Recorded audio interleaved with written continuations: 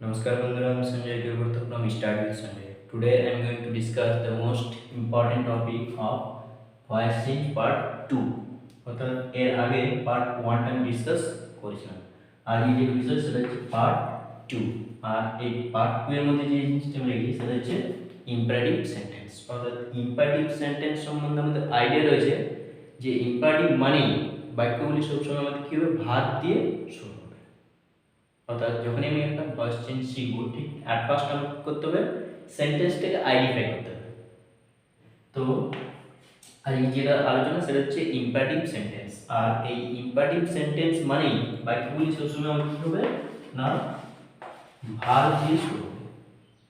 কিছু না থাকলে মাস্ট কিন্তু ভার্বটা থাকবে, অন্য কিছু সাবজেক্ট অবজেক্ট বা আদার্স কিছু জিনিস থাক বা না থাক কিন্তু আমাকে ভার্বটি মাস্ট করতে থাকতে হবে। ভার্বটি যদি না থাকে তাহলে কিন্তু আমার সেন্টেন্স হবে না, অর্থাৎ ইম্পারেটিভ সেন্টেন্স হবে না। ওকে, এই ইম্পারেটিভ সেন্টেন্সের মধ্যে আমি যে জিনিসটা আজকে ডিসকাস করতে চলেছি সেই জিনিসটা হচ্ছে আমার লেট দিয়ে কোশ্চেন।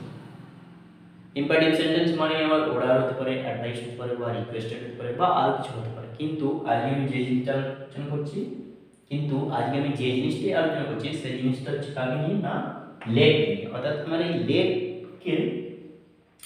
দিয়ে আমার কীরকম ভয়েস চেঞ্জ হয় বা কখন আমি লেট দিয়ে ফলো করবো ভয়েস চেঞ্জ। অর্থাৎ যখনই আমি দেখবো যে বাক্য আমার রয়েছে প্রশ্নের ভার্ব দিয়ে শুরু রয়েছে ঠিক তখনই কিন্তু আমি এই লেট দিয়ে ভয়েস চেঞ্জ করতে পারবো। ওকে, তো এই যে এই লেটে কিন্তু আমি তিনটা রুল দিই। অর্থাৎ এই লেট দিয়ে ভয়েস চেঞ্জের আমার তিন রকমের কী রয়েছে রুল রয়েছে, 3 টাইপস। অর্থাৎ 3 রকম ধরনের আমি রুল করতে পারি, ফলো করতে পারি যখন আমি লেট দিয়ে ভয়েস চেঞ্জ করব। ওকে, রুল 1, রুল 2 আর rule 3। So let's look what is these 3 rules about let। অর্থাৎ এই লেটকে আমার 3 রকমের ভয়েস চেঞ্জ কীরকম করানো যায় সেই জিনিসটা আমাদের এক করে যায় লক্ষ্য করা যায়। ওকে, যেমন ফার্স্ট রুল অর্থাৎ রুল নাম্বার 1 এর মধ্যে যেটা রয়েছে সেটা হচ্ছে কি রুল 1 কিরকম বাক্য সাধারণত মূল ভার্ব দিয়ে শুরু হবে। অর্থাৎ একটা জিনিস মনে রাখতে হবে যে যখনই আমি দেখবো যে যখনই বাক্যটা আমার কি হচ্ছে মূল ভার্ব দিয়ে শুরু হয়েছে, যখনই আমি দেখবো যে বাক্যটা আমার কি রয়েছে মূল ভার্ব দিয়ে শুরু হয়েছে ঠিক তখনই কিন্তু প্যাসিভ ভয়েস করার সময় আমার এই রুলটা ফলো করা যাবে। ওকে, তাহলে রুলটি কিরকম প্রথম আমাকে যেটা লিখতে হচ্ছে সেটা হচ্ছে লেট, তারপর যেটা লিখতে হচ্ছে তারপর সেই অবজেক্ট আমাকে করতে হচ্ছে নিয়ে আসতে হচ্ছে, তারপর একটা বি লিখতে হচ্ছে, তারপর V3। This is the first rule of let. Okay, so let's some example. অর্থাৎ ইম্পারেটিভ সেন্টেন্স মানে সাবজেক্ট ইউ সবসময় আমার কি থাকবে হাইডে থাকবে, অর্থাৎ লুকিয়ে থাকবে। ওটা কিন্তু বোঝানো যাবে না, তোমাকে করতে হবে বাক্য দেখেই ধরে নিতে হবে যে সেন্টেন্সটাতে কাকে বলছে। যেমন এখানে রয়েছে কি ওপেন দ্য ডোর, দরজাটি খুলো, আমি কি you open the door, right? কিন্তু ইউ কথাটা আমার কি থাকবে এখানে হাইড থাকবে। সো তাহলে ভার্ব দিয়ে শুরু হয়েছে যেহেতু তাহলে আমি লেট দিয়ে ফলো করবো। তাহলে লেট দিয়ে ফলো করি তাহলে হয়ে যাবে প্রথম আমার লেট হবে, তারপর কি রয়েছে আমার অবজেক্ট, তাহলে এখানে অবজেক্ট কি তাহলে ডোর, দ্য ডোর। নেক্সট কি রয়েছে আমার বি, তাহলে এখানে হয়ে যাবে একটা বি। দেন আমার রয়েছে কি V3 ফর্ম, অর্থাৎ এখানে যে ফর্মটাই থাকবে যে ভার্বটাই থাকবে সেই ভার্বটা কিন্তু সবসময় ডেফিনেটলি আমার V1 ফর্মে থাকবে। অর্থাৎ যখন সেটাকে আমি প্যাসিভে যাব ঠিক তখনই আমার করতে হবে কি V3, না তাহলে আমার হয়ে যাচ্ছে কি এখানে open. Okay, that's the active voice and this is the passive voice, correct? Okay, coming to next example and be clear the rule. Okay, তাহলে নেক্সট আমি লিখছি কি ওয়াচ দ্য মুভি। তাহলে এখানে আমরা রয়েছে যেহেতু ওয়াচ V1 হোক তাহলে আমরা লেট দিয়ে আরামসে কি করতে পারবো সেটাকে করতে পারবো। তাহলে লেট দিয়ে যদি করি হয়ে যাবে তোমার লেট প্লাস রয়েছে কি অবজেক্ট, তাহলে এখানে অবজেক্ট কি রয়েছে আমার দ্য মুভি, তাহলে আমার এই চলে আসবে দ্য মুভি। নেক্সট যেটা করতে হচ্ছে সেটা হচ্ছে কি একটা বি, তাহলে এখানে আমার হয়ে যাচ্ছে কি বি। নেক্সট যেটা হচ্ছে সেটা হচ্ছে V3 ওয়াচ, তাহলে ওয়াচের আমার V3 হয়ে যাবে watched. Clear? So this is the rule and the example. I think I'm clear. I also hope that this is the easy process to learn. Okay, guys. Okay, coming back to the next rule, rule 2. What is this rule 2? অর্থাৎ late দিয়ে যে verse নিয়ে 2 নম্বর rule হয় সেই 2 নম্বর রুলটি কি কেমন সাধারণত লেটের পরে যদি কি থাকে আমার অবজেক্টিভ প্রনাউন অর্থাৎ objective pronoun what is this objective pronoun অর্থাৎ অবজেক্টিভ প্রনাউন বলতে কোনগুলি যেগুলি অবজেক্টের স্থানে আমার বসে কখনোই সেগুলি সাবজেক্টের স্থানে হয় না ঠিক সেগুলি আমার কি হচ্ছে অবজেক্টিভ প্রনাউন যেমন হচ্ছে কি একটু যদি আমি লিখে দিয়েছি সেটা হচ্ছে কি me her them us you etcetera এই যে ওয়ার্ডগুলি অর্থাৎ ব্যক্তিদের ক্ষেত্রে এই যে প্রনাউনগুলি এই প্রনাউনগুলি আমার কি রয়েছে না অবজেক্টিভ প্রনাউনের মধ্যে তো এই প্রনাউনগুলি যখনই আমার লেটের পরে থাকবে ঠিক তখন গঠনটি কী হবে এই হতে হবে তারপর অবজেক্ট তারপর বি তারপর ভি3 তারপর বাই তারপর অবজেক্টিভ প্রনাউন সেটা কখনোই কিন্তু সাবজেক্ট হবে না একটা জিনিস মাথায় রাখতে হবে এখানে যদি মি থাকে তাহলে আমাদের নিয়ে লিখতে হবে যদি হাত থাকে তাহলে হারি লিখতে হবে যদি দেম থাকে তাহলে দেম লিখতে হবে যদি আস থাকে তাহলে আস লিখতে হবে যদি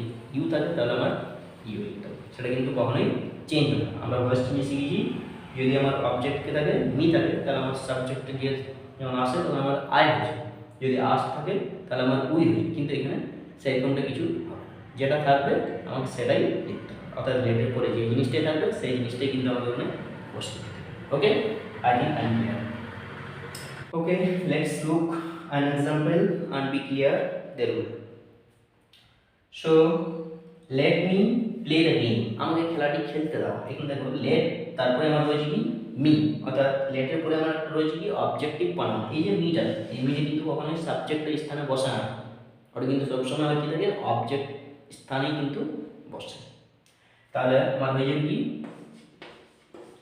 লেট তারপর আমরা রয়েছে কি অবজেক্ট অর্থাৎ যদি আমার ভার্ব পেলে হয় v1 তাহলে আমার কি অবজেক্ট হচ্ছে কোনটা দ্য গেম তাহলে আমার করতে হবে let the game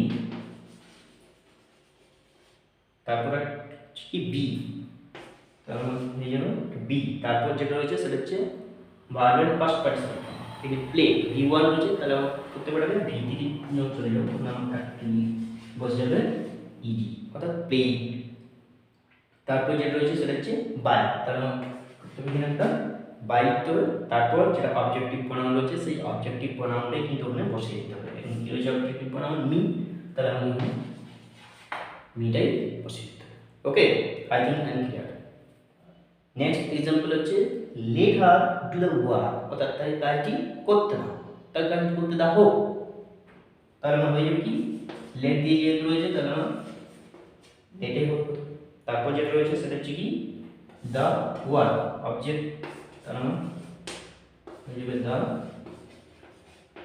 work next যেটা রয়েছে সেটা হচ্ছে কি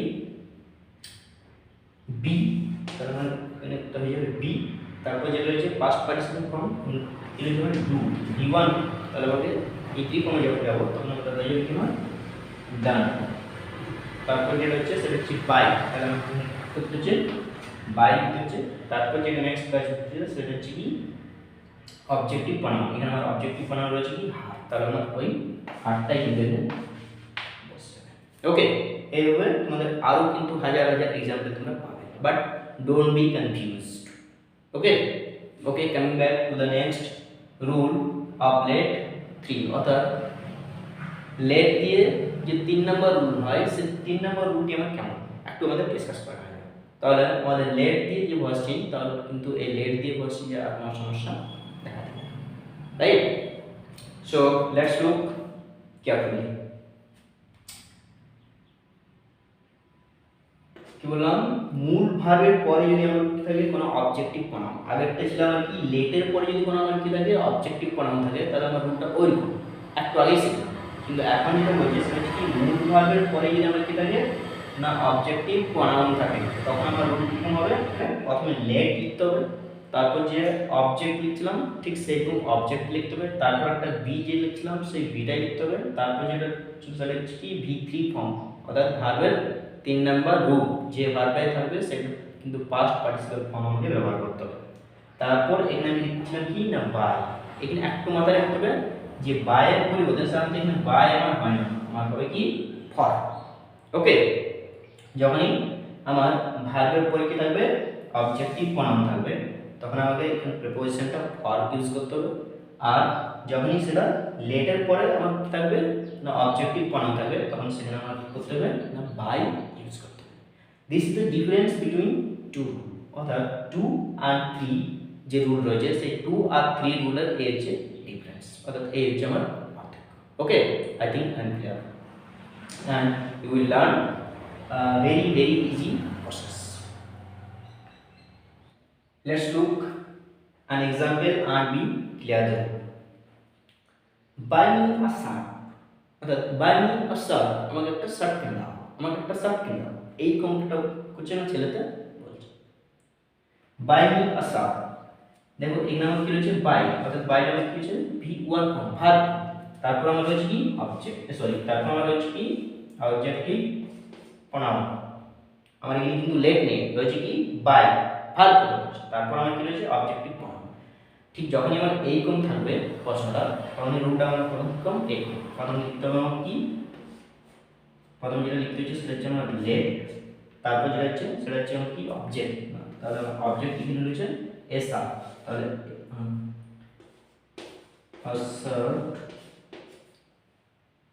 তারপর যেটা রয়েছে সেটা হচ্ছে আমার কি না বি, তারপর যেটা রয়েছে পাস্ট পার্টিসিপেল করতে হবে কোনটা বাই, তাহলে বাই দিয়ে আমরা হয়ে কি বট, তারপর যেটা নেক্সট কাজ করতে হচ্ছে সেটা হচ্ছে কিনা ফর। এখানে কিন্তু একটু মাথায় রাখতে হবে বাই লেখা কিন্তু যাবে না, তাহলে আমাকে লিখতে হবে ফর আমাদের ইউজ করতে হবে, তারপর লিখতে হবে যেটা সেটা হচ্ছে কি মি, তাহলে আমাদের এখানে me. Clear? So this is the difference between two rules. Okay, coming back to the next example and be clear the rule more and more guys. Next the rule is that ki give her a glass of water, তাকে এক glass জল দাও, তাহলে আমরা রয়েছে কি give verb, তারপর আমরা রয়েছে কি অবজেক্টিভ প্রনাউন। ঠিক যখন আমি করব ভার্বের পরে অবজেক্টিভ প্রনাউন দেখতে পাবো তখন আমি এই রুলটাকে ফলো করব। ওকে, তাহলে যদি আমি রুল ফলো করি তাহলে হবে কি প্রথম আমি সেটা হচ্ছে কি লেট, তারপর যেটা নেক্সট কাজ করতে হচ্ছে সেটা হচ্ছে অবজেক্ট, তাহলে অবজেক্ট হলো কি না আ গ্লাস অফ ওয়াটার, তাহলে আ গ্লাস অফ ওয়াটার। ওকে, তারপর যেটা হচ্ছে সেটা হচ্ছে বি, তাহলে আমাদের একটা করতে হচ্ছে না বি ইউজ করতে হচ্ছে। নেক্সট যেটা কাজ করতে হচ্ছে সেটা হচ্ছে ভার্বের পাস্ট পার্টিসিপেল ফর্ম আর ভার্ব রয়েছে কি গিভ, তাহলে আমরা হয়ে যাবে কি এটা না গিভেন। এবার যেটা করতে হচ্ছে সেটা হচ্ছে কি আমার এখানে একটা লাগাতে হচ্ছে ফর, তাহলে আমরা করতে হবে একটা ফর ইউজ করতে হবে। নেক্সট যেটা কাজ সেটা হচ্ছে কি না অবজেক্টিভ প্রনাউন, আমার কি রয়েছে অবজেক্টিভ হার, তাহলে আমরা এখানে হার বসিয়ে দিতে হবে, right? So this is the discussion of voice change about imperative sentence with let. Okay, অর্থাৎ এই let দিয়ে যে 3 টাইপের আমার কি হয় ভয়েস চেঞ্জ হয় তার আমি রুলস সম্বন্ধে করলাম, এক্সাম্পল দিয়ে বুঝিয়ে দিলাম। Okay guys, so if you enjoy this lesson and learn something from this lesson then go share and go like. Take care and bye.